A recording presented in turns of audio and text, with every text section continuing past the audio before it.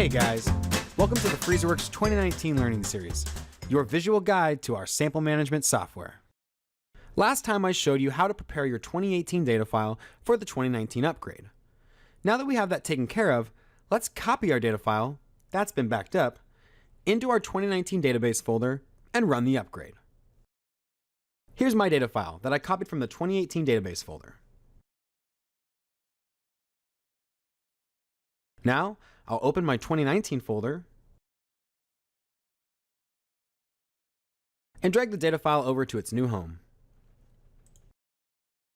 All we do now is open the application. Freezerworks will then present you with a dialog, asking if you'd like to open an existing data file or create a new one. Since we're upgrading, we have our data file, so let's click Open. Then you'll just navigate to your 2019 database folder and open the 2018 data file.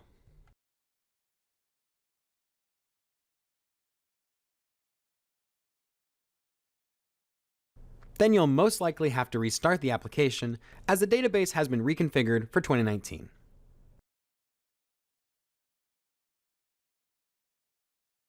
Once you restart it, you'll finally see the login screen. Here is where you must log in as the admin super user. So remember to obtain that password if you haven't already. You won't be able to log in as any other user until after the upgrade is run.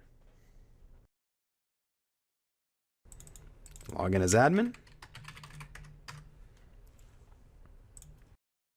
Once logged in, if you receive this message, you must return to Freezerworks 2018 and reassign samples owned by the admin super user prior to upgrading.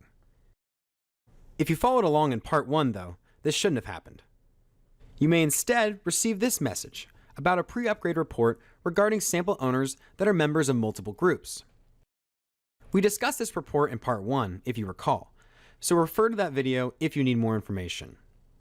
To sum it up, if you choose to continue with the upgrade following this report, a new group will be created for each user listed in order to handle the switch to group-based sample ownership.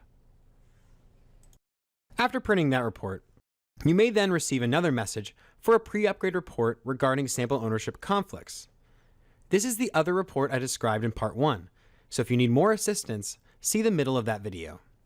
Again, to sum it up, any security conflicts between users in the same group will be automatically handled by setting the group's new setting to the least restrictive access level among the users in question. In my report, there are 2 conflicts.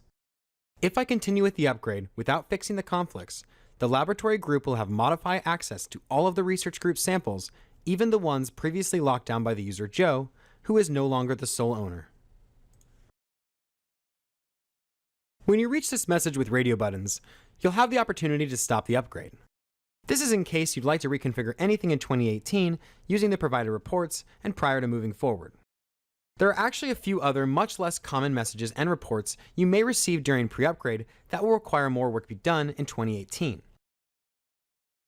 If you see any messages that you don't understand regarding fields dependent on owner name, fields with more than 26 dependencies, or sample owners that are not members of any groups, please contact support for assistance.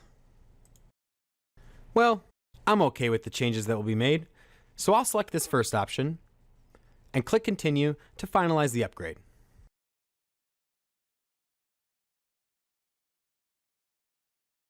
Freezerworks will need to restart once more.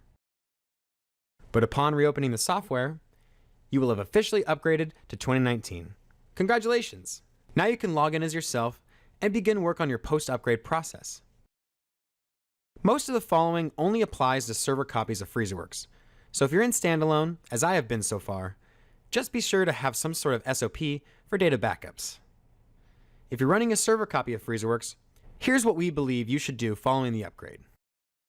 Number 1, register Freezerworks as a service, so that it automatically opens whenever you turn on your servers. Number 2, install new 2019 clients for every user in your system. 2018 clients will not be able to hook up to the 2019 server, so don't leave your users without Freezerworks. Number 3, configure backup settings as soon as possible, so work doesn't have a chance of getting lost.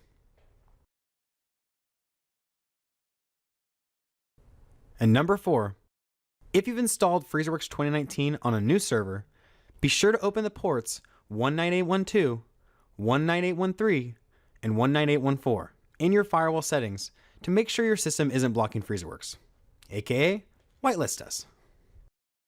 And that's it for our series on the 2019 upgrade.